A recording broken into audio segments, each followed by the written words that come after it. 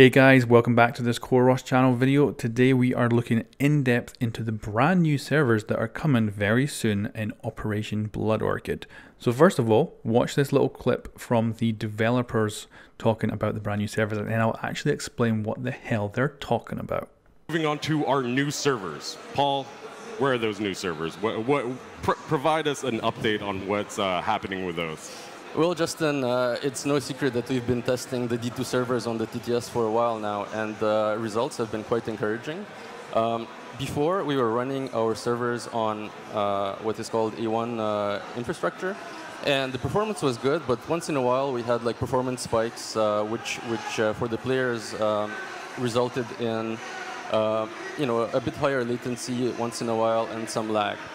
Now that we've switched to D2 servers, we're seeing that the performance is much more consistent. The frame rate, the tick rate of the server is stable, it's consistent, and it results in a much smoother gameplay for our players, reduced latency, and less lag. Overall, much smoother experience, less lag, better FPS, overall better experience. We've been receiving a lot of feedback from you guys on the technical test server, and it's been really, really awesome. And now, when can players expect the new servers deploying? Well, I am quite happy to say that with the release of Season 3, D2 servers will be live on PC, and we will continue to deploy on consoles shortly after, as we do usually. That's really awesome. So these new servers are coming with Season 3 on PC when we deploy on September 5th, and also they'll be live, of course, when we deploy on the technical test server on August 29th. Yes. Another thing I wanted to mention is these D2 servers are for us the stepping stone. It's the foundation for the upcoming improvements that we're going to bring to hit registration and reduce latency that are coming in the next season. Great. All right, guys, so I'm back. So what the hell is a D1 server and an A1 infrastructure? So this is going to take a bit of explaining. Now, Kamikaze13 bait me to this on the Reddit, so he's got a good explanation. I'm going to have a link in the description below so you can go check that out. So let's start with dispelling the idea that Ubisoft actually owns their own servers and runs their own servers for Rainbow, because this is not the case.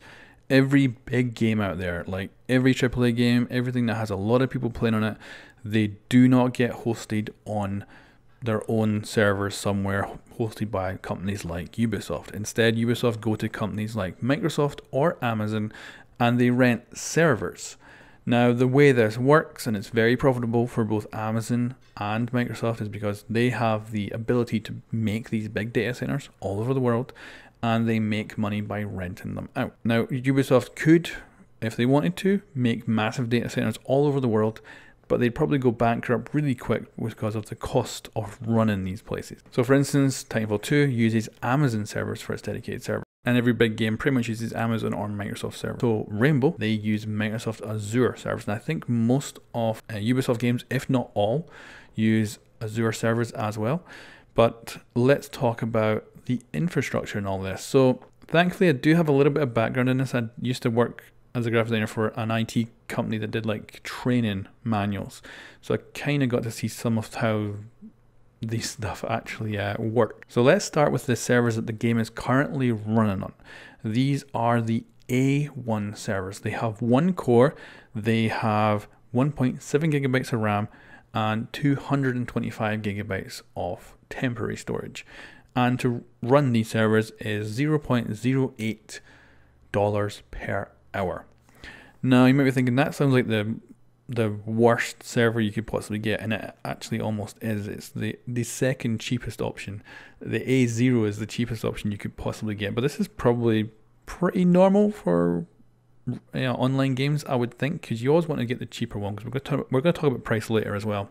You might be thinking, that's like a really crap server. How could Microsoft even have these really crap servers in their data centers? And this is because it's a virtualized server. So in a data center, you've got like tons and tons of servers in rack configuration, and each one of these rack mounted servers could have like 20 cores in them, and they could have like 100 gigabytes of RAM, and they could have like terabytes of storage, and it can vary significantly. And they can be virtualized by Microsoft into little machines. So you can take one core from that server, you can take a little bit of that RAM from that server and a little bit of that storage from that server and make a virtualized machine. And that is what an A1 is. Now, of course, not all of Rainbow Six Siege is running off one of these. They're probably renting out thousands potentially. Now, we never kind of get any of these details. Like, this is the most details we've actually ever got from Ubisoft about their servers. Like, the fact they've actually told us what type they're running on and what type they're going to move to is actually quite significant and really good to actually hear. But as you can see, it's certainly not a very powerful server, but of course, for what it's doing, it can probably handle it relatively well. Now, of course, if you had this computer at home, it would be a nightmare. Like, even browsing the web would be a pain in the ass on this server, but of course for server-based work it actually probably works relatively well. So let's actually start with cost. Now you pay per hour, so $0.08 per hour, right? Let's say we're going to run one of these 24 hours a day, so that is going to be 1.92, so almost $2. So that is almost $2 at 1.92. If we then need to run this server 7 days a week, of course, we're running this game 7 days a week, so we're going to need that server 7 days a week. That's $13.44 per week. Now, I think they're probably going to need thousands, like they need them for the whole world. Now, this is probably scalable as well, so when there's less people playing, it might be that they can automatically shut down a bunch of servers and they only have to run the ones they need. So it might change throughout the day. The amount of servers in different parts of the world may go up and down. I don't know if that's the case or not. It would be smart if it was. But Microsoft might just say you have to rent out a specific amount, 24 hours a day. So running one of these servers 24 hours a day, 7 days a week, is about $13.44. If we then times that by, let's just say 1,000, it's a nice round figure. I have no idea how many servers they have. They could have hundreds or they could have thousands. I have no clue.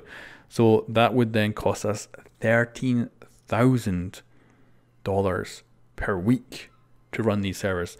That's a considerable amount of money, And if we then actually move on to the servers they're talking about using, which apparently is the ones that will be using the technical test server, and then in the future with Blood Orchid for the PC, and then future for all the consoles. So the D2 is, significantly more expensive. It's got 2 cores, so we're doubling the cores. It's got 7 gigabytes of RAM, only 100 gigabytes of storage though.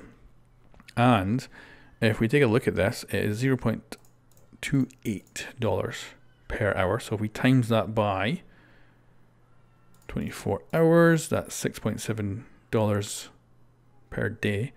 Times that by 7 days, it's $47 a day. That's one server. If we then times that by 1,000 servers, $47,000 per week. Like, whew. So if you wanted to run 1,000 of these D2 servers for an entire year, and I'm dyslexic, so I can easily get these figures fucked up, but that would cost, I think, $3.1 million.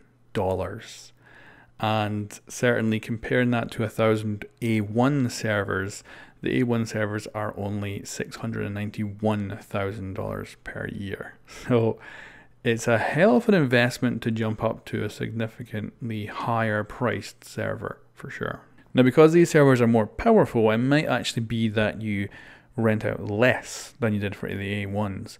But still, that's a considerable price increase. So they're putting their money into these servers, which is pretty significant move.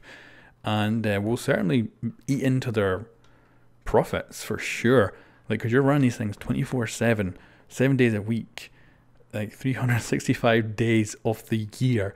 And I've got no idea if they're scalable, up and down, depending on the amount of people playing the game. You might just have to, always have the maximum amount. I don't know. So hopefully this video has given you an insight into the complexity of the server situation, the cost of the server situation, because imagine how many people they could employ as developers to fix bugs if they were going for the cheaper server over the more expensive one. And yeah, we may have to put up with some bad hit registration, but it would be better if they had a bigger team working on the actual game.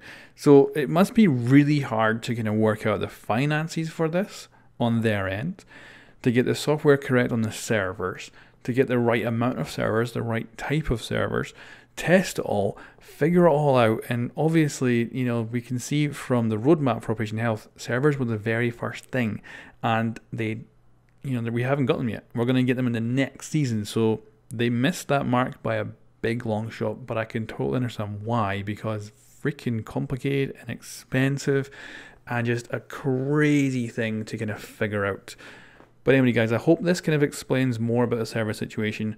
And like I say, go check out that Reddit post in the link below. It does a very good job of explaining it as well. And I will catch you guys next time.